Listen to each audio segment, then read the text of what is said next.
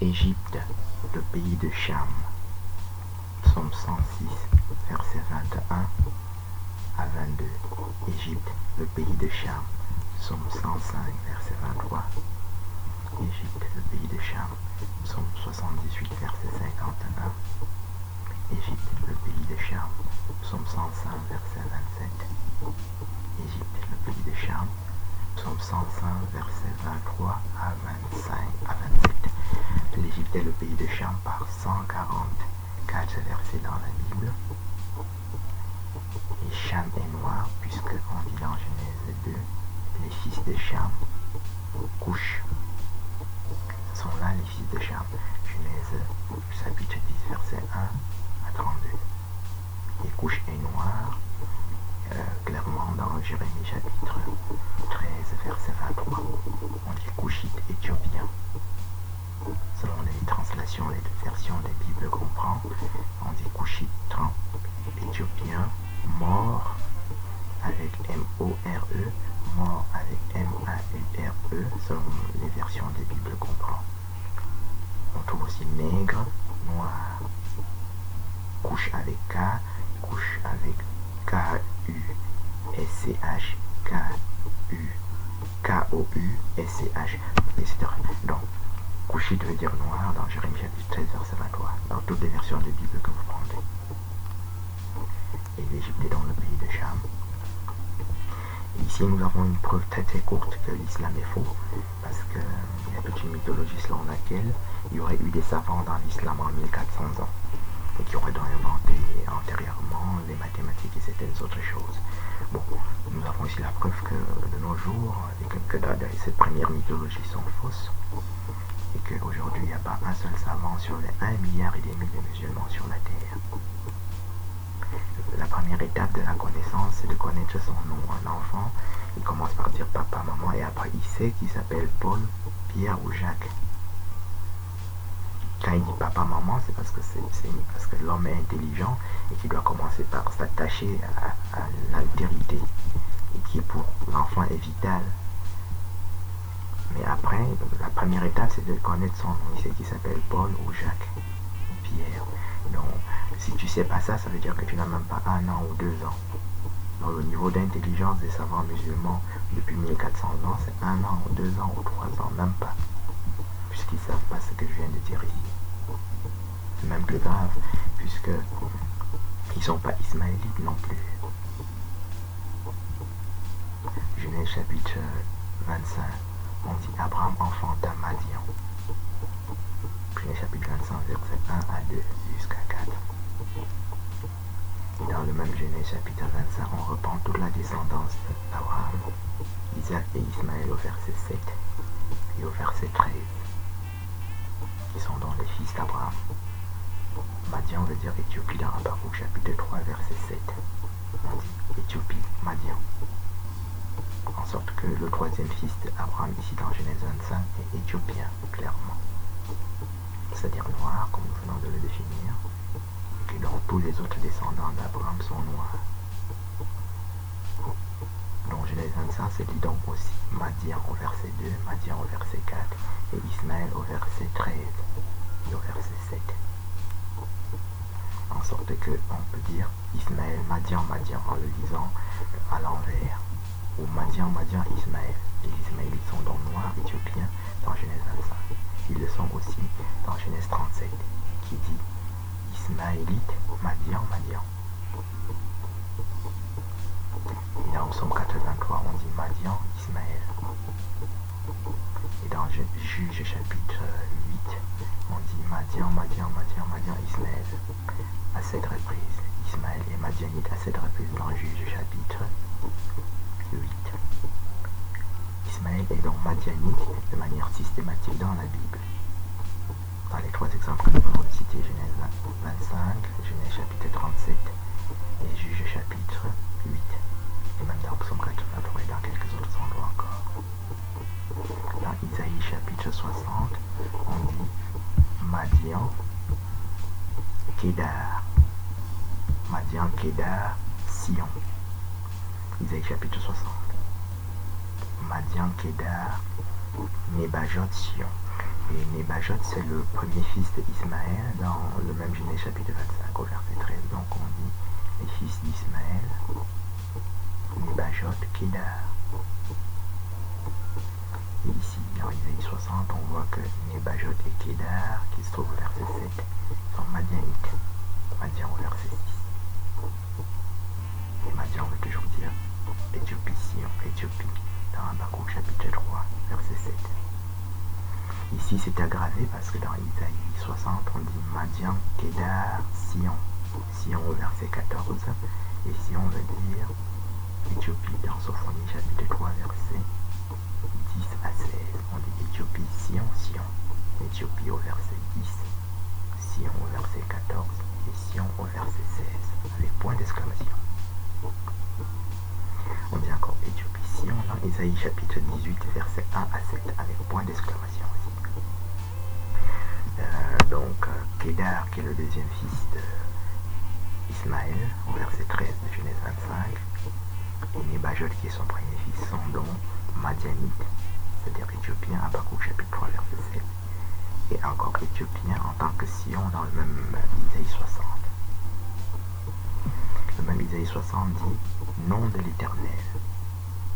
Madian veut dire, et Sion veut dire nom de l'Éternel au verset 9.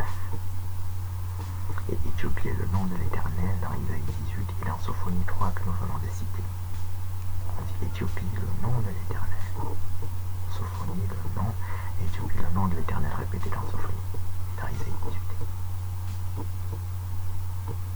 Donc, les Ismaélites de la Bible sont donc Madianites, par 144 versets.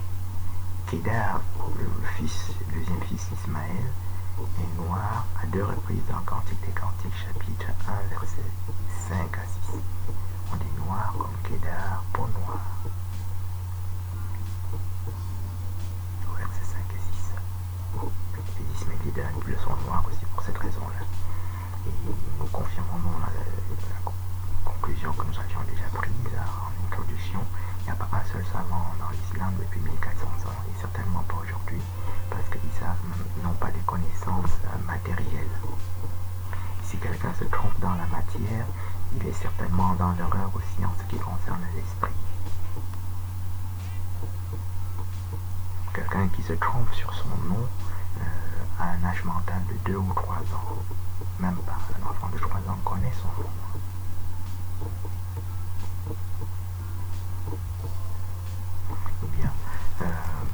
La terre sainte des musulmans aussi est fausse. Parce que dans la Bible, il n'y a que 2 terres saintes. Bon, la Bible fait 1000 pages, 2000 pages. Pour une personne ordinaire, ça peut être insurmontable, mais n'importe quel savant, même un très petit savant, a une vision parfaite de ce qui est écrit dans la Bible. Et terre sainte n'apparaît que 2 fois dans la Bible.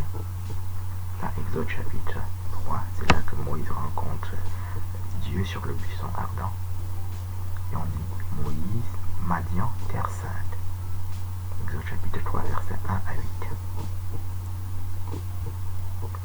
Cet épisode de Moïse est répété dans Actes des Apôtres, chapitre 7, versets 29 à 33. On dit Moïse, terre sainte, Madian, terre sainte, Sinaï. Actes des Apôtres, chapitre 7. Il n'y a pas d'autre terre sainte en tant que terre sainte. Et les 3 terres saintes des autres 3 fausses religions, Ashkenaz, les histoires qui à Rome, ou dans l'Arabie là-bas, sont fausses. Et c'est même la preuve de la fausseté de ces 3 fausses religions. Puisque donc je répète, il n'y a pas d'autre terre sainte dans la Bible en dehors de ce que nous venons de citer. Et chaque fois c'est attaché à Madian, et Madian veut dire Éthiopie dans Habakkuk chapitre 3 verset 7. Il s'agit d'un sceau. Habakkuk c'est un sceau qui permet, c'est comme une clé qui permet d'ouvrir des choses qui sont scellées, qu'on ne peut pas savoir, à part d'avoir ces sceaux-là, cette clé. Ce sont les 7 sceaux que nous avons déjà développés dans d'autres vidéos antérieures sur YouTube et sur quelques autres sites. Mec n'existe pas dans la Bible. Vous pouvez traduire ça en arabe ancien, en arabe nouveau, et ça n'existe pas dans la Bible. Vous traduisez dans les langues que vous voulez, en grec, en latin, et ça n'existe pas dans la Bible.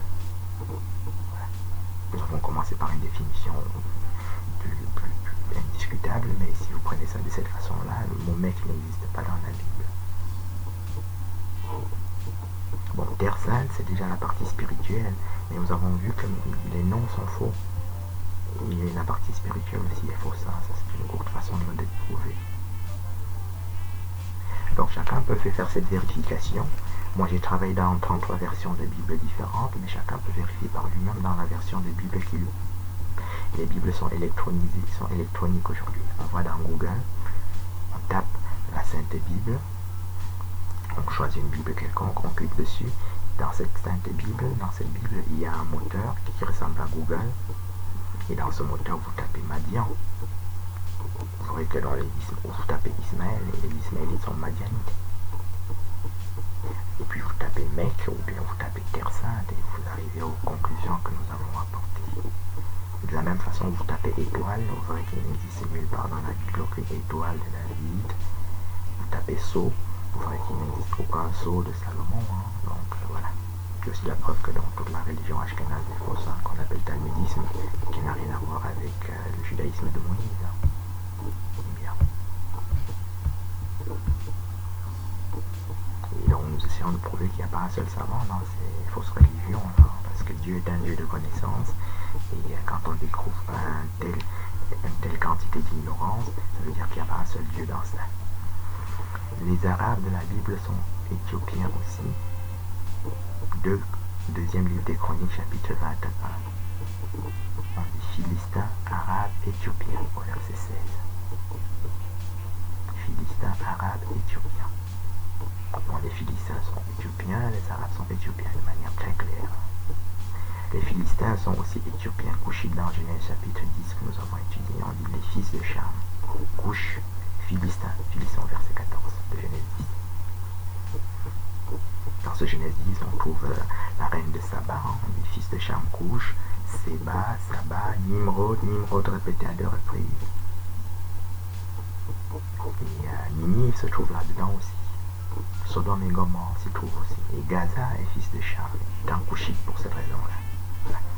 Ces religions ne sont pas stupides par elles-mêmes, et c'est des religions qui sont abrutissantes, donc elles sèment l'ignorance. N'ensemencent pas la connaissance, mais l'ignorance. Il n'y a pas de Gaza là-bas. Les Gaza sont philistins et éthiopiens. Les Arabes est littéralement éthiopien dans 2 Chroniques chapitre 21. Les Arabes sont encore philistins dans le 2e livre des Chroniques chapitre 26.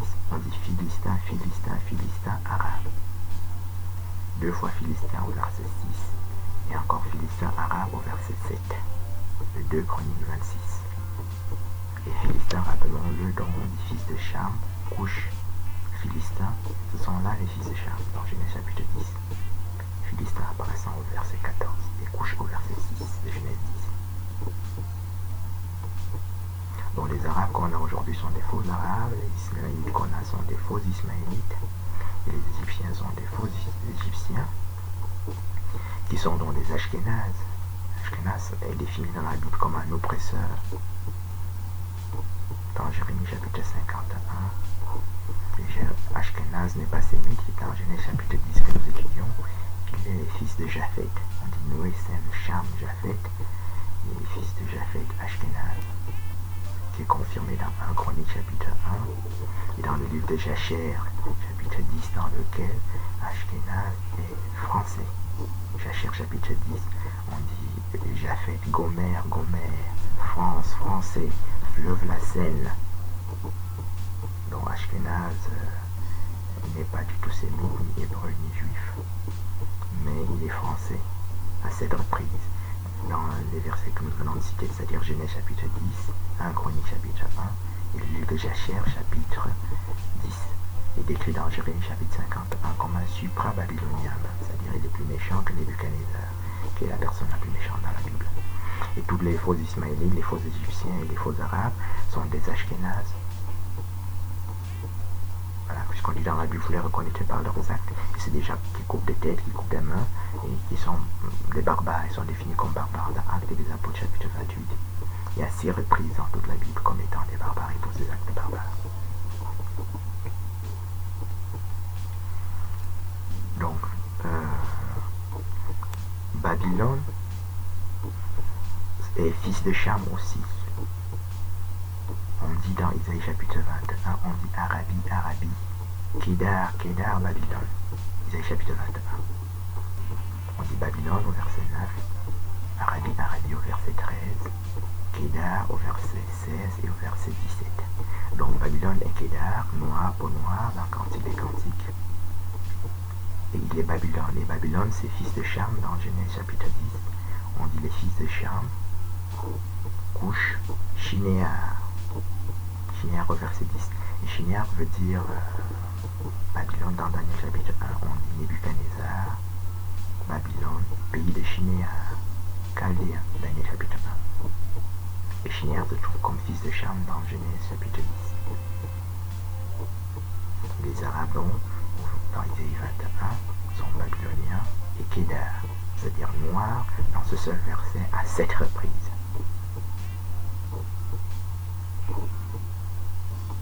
Shinéar, c'est aussi un sceau, une clé qui permet d'ouvrir par exemple ce verset. Babylone lui-même et Kédar de manière isolée dans Jérémie chapitre 49. On dit Kédar, Babylone, Kédar au verset 28 de Jérémie 49. Et c'est dit donc Kédar, Nebuchadnezzar, Babylone, Kédar. Et Babylone veut dire Shinéar, fils de Cham dans Genèse 10 et dans Daniel 1. Nebuchadnezzar qui est donc la personne la plus méchante dans la Bible. Et Kédar, noir, et Babylone noir, couché dans Genèse chapitre 10 et dans Cantique des Cantiques chapitre 1. Les Perses qui prétendent souvent qu'ils sont des savants parce qu'ils auraient des satellites. Je l'ai montré dans quelques vidéos antérieures que ça n'existe pas les satellites. Et si ça existait, ils n'auraient pas bombardé l'avion ukrainien en janvier l'année dernière, quand ils étaient en état de guerre. Ils ont bombardé l'avion ukrainien qui a une même précision pareille. Et la preuve que même leurs radars sont très mauvais. Mais ils ne sont pas les seuls coupables. Les Américains se sont auto-bombardés aussi lors de la guerre du Golfe. Ils ont détruit un avion britannique qui revenait de mission pour atterrir dans leur propre camp. Ils l'ont bombardé. À l'atterrissage ou au décollage, un avion ne dépasse pas 300 ou 400 km. Et on ne peut pas le confondre à un missile qui est à 7000 km. Un missile en de croisière, il est à sa vitesse de croisière, c'est 6000, 7000 km. On ne peut pas confondre ça à un avion qui vient pour atterrir, comme les Américains l'ont fait en 2003. Ils ont bombardé un avion britannique qui venait pour atterrir dans leur propre camp. Et ils l'ont confondu à un missile ennemi. À l'atterrissage, même un avion de guerre n'est pas à plus de 400 km/h. Une pareille confusion, c'est la preuve que ça n'existe pas les satellites. Dans mes vidéos, je fais des démonstrations plus élaborées, mais celle-ci est suffisante. Dans les Perses, les soi-disant iraniens, ils disent que donc ils ont des missiles, ils ont des satellites, mais ils ont bombardé un avion qui était à pas plus de 300 km/h et qu'ils ont confondu à un missile au décollage est tout de suite à 1000 km/h. Alors qu'un avion au décollage n'est pas à 1000 km/h. C'est une confusion. Confusion veut dire que tu as un an, que tu as une connaissance de l'ordre d'un enfant de 1 an. Les enfants, quand ils ont 1 an, ils marchent, et après, quand ils commencent à marcher, ils deviennent forts, il fera comme ça, il retire ses chaussures et il les remet à l'envers. C'est ça qu'on appelle une confusion. Et tu confonds un missile qui, du départ à la fin, un missile n'est jamais à 300 km/h, ni à 400 km/h, jamais. Ça, c'est la preuve ça n'existe pas de satellite. Et donc, ces Perses-là pensent qu'ils sont intelligents, mais ils ne le sont pas du tout. Il n'y a jamais eu de savants perses depuis que l'humanité existe, puisque les Perses aussi sont, dans la Bible, sont noirs. Dans Esdras chapitre 1, on dit Perse, Babylone. Perse à 2 reprises au verset 1, Perse au verset 2, Perse au verset 8 et Babylone au verset 11. Donc les Perses sont babyloniens et Babylone est un sceau parce qu'il faut passer par Daniel 1 pour savoir que Babylone veut dire Shinéar. Et Shinéar dans Daniel 1, Shinéar chaldéen Babylone, dans Daniel 1 veut dire dans Genèse chapitre 10, fils de Couche. Shinéar, ce sont là les fils de Cham, Couche. Et Shinéar, ce sont là les fils de Cham. Donc les Babyloniens sont Couchites, Shinéar. Genèse chapitre 10. Les Perses sont donc Couchites et Shinéar, puisque Babylone veut dire Couche, Shinéar. Ici s'il y avait eu un seul savant perse depuis 1 milliard d'années, ou 15 milliards d'années, voilà, il saurait ça. Il saurait aussi que ça n'existe pas, le satellite. Voilà. Et le crétin qui a écrit l'histoire des versets sataniques, ça c'est pas un savant du tout. Parce que sinon, depuis 20 ans qu'il est caché là-bas, il aurait apporté des nouvelles connaissances. Ce n'est pas le cas. Et la connaissance ne sert pas à irriter les gens, ça sert à augmenter les gens. Et même comme nous faisons ici, comme nous tentons de le faire à dire, tu t'appelles Paul, tu t'appelles Jacques. Ou à Jacques, non, tu t'appelles pas Jacques, tu t'es trompé. Nous disons donc que les Égyptiens de la Bible, les Égyptiens d'aujourd'hui ne sont pas les Égyptiens de la Bible, mais sont des Ashkénazes. Les Ismaélites d'aujourd'hui ne sont pas les Ismaélites de la Bible, mais sont des Ashkénazes. Les Perses d'aujourd'hui ne sont pas les Perses de la Bible, mais ce sont des Ashkénazes. Je le sais très bien parce que lors du bombardement l'année dernière, par les Américains, quand ils ont tué le général iranien, bon, moi j'ai fait des vidéos pour soutenir les Iraniens. Mais quand j'ai posté ça sur le site de leur guide spirituel, j'ai même pas eu un seul like parce que les images, les thèses que je développe prouvent qu'ils sont donc Ashkenaz. Voilà, l'heure était plus à charge qu'à décharge. Bref, donc c'était l'année dernière. Et donc, il n'y a pas un seul savant là-bas non plus. Et ça c'est dans Esdras chapitre 1. Et si Esdras chapitre 3, on dit Perse sidonien. Esdras chapitre 3. Au verset 7, les Perses sont sidoniens. Et Sidon, c'est Tyr et Sidon, c'est fils de Cham dans Genèse chapitre 10. On dit fils de Cham, Couche, Sidon. Couche, Canaan au verset 6. Et Canaan au verset 14, 15. Fils de Canaan, Sidon, son premier-né. Et les Perses, ici, on voit, ils sont sidoniens dans un seul verset. On dit sidoniens, tyriens, perses. Tyrien veut dire Tyr et Sidon. Et ce sont les Perses. Et ce sont les Babyloniens dans Esdras chapitre 3. Tyr et Sidon, c'est la chose la plus difficile à définir de la Bible. Mais les schémas que je viens de donner jusqu'à présent sont les schémas les plus courts pour atteindre une compréhension de Tyr et Sidon. Tyr et Sidon est défini dans Zacharie chapitre 9, on dit Tyr et Sidon, les Jébusiens. Les Jébusiens est fils de Cham dans Genèse chapitre 10 au verset 14. On dit fils de Cham, Couche, Canaan au verset 6, Canaan au verset 15. Fils de Canaan au verset 15, Sidon son premier-né, Heth et les Jébusiens. Donc Sidon est cananéen, Couchite et Chanite. Et il y a aussi Tyr et Sidon dans Zacharie chapitre 9. Ça c'est les trois façons les plus simples pour définir Tyr et Sidon. La troisième que nous donnons maintenant, c'est Tyr et Sidon, diamant. Dans Ézéchiel chapitre 13, on dit Tyr et Sidon, Tyr, Sidon, diamant, diamant au chapitre au verset 13. Les jardins d'Éden de Dieu couverts de diamants, verset 13. Et le diamant, c'est en Afrique, c'est pas ailleurs. Ça, c'est les trois façons de comprendre Tyr et Sidon de manière simple. Les Perses, qu'on appelle Iraniens aujourd'hui, sont donc des Sidoniens, Couchites, dans la Bible. Et ils ne sont pas du tout ismaélites, ni arabes. Ils ne sont ni les Ismaélites de la Bible, ni les Arabes de la Bible. Il n'y a jamais eu un seul savant perse nulle part depuis 1 milliard d'années, 15 milliards d'années. Il y a eu un savant dans la fausse religion des musulmans nulle part.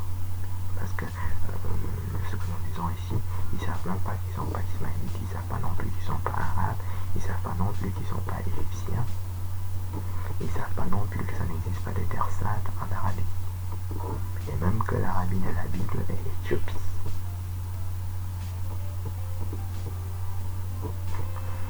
Esdras chapitre 4, on dit Perse à 5 reprises. Et on dit Babylone aussi à 1 reprise. Dont les Perses de la Bible, dans Esdras chapitre 4, où ils sont cités 5 fois, sont babyloniens au verset 9. Dans Esdras chapitre 4. L'islam a donc une fausse religion parce que leur terre sainte est fausse. Que les Ismaélites qui propagent cette religion sont faux aussi puisqu'ils ne sont pas Ismaélites. les Égyptiens qui propagent cette religion aussi ne sont pas les Égyptiens de la Bible.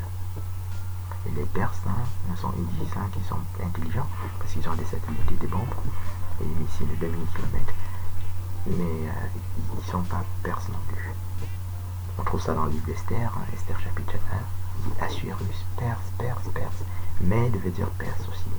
Dans Isaïe chapitre, dans les versets qu'on a cités, vous trouverez souvent Mède, Médie, ça veut dire Perse. Dans Isaïe 21 par exemple. Donc Assuérus dans Esther chapitre 1 est le roi de Perse et on dit Assuérus, Perse, Mède. Esther chapitre 1. Le même Assuérus se trouve dans Esther chapitre 2, on dit Assuérus, Babylone, Assuérus. Et le mot perse n'apparaît même plus. Donc, Assuérus, c'est le roi qui a remplacé Nebuchadnezzar, et c'est Nebuchadnezzar qui a capturé Esther, qui devient reine des Perses. Et les Juifs Benjamin. Et les Benjamites dans la Bible sont couchites. On dit Psaume chapitre 7, on dit couche Benjamin. Et Esther est Juif Benjamin dans Esther chapitre 2. Et les Perses sont Perse, Mède, Médie, Assuérus, Perse, Médie, Mède, dans Esther chapitre 1. Et dans Esther chapitre 2, Assuérus devient Babylone. Et c'est le roi qui, Nebuchadnezzar, apparaît dans Esther chapitre 2. On dit Esther a été capturée par Nebuchadnezzar, roi de Babylone. Et à la mort de Nebuchadnezzar, c'est Assuérus qui le remplace. Voilà. Donc ça c'est quelques chemins courts pour prouver que l'islam est totalement faux dans la matière, dans la partie visible, et faux aussi dans la partie spirituelle.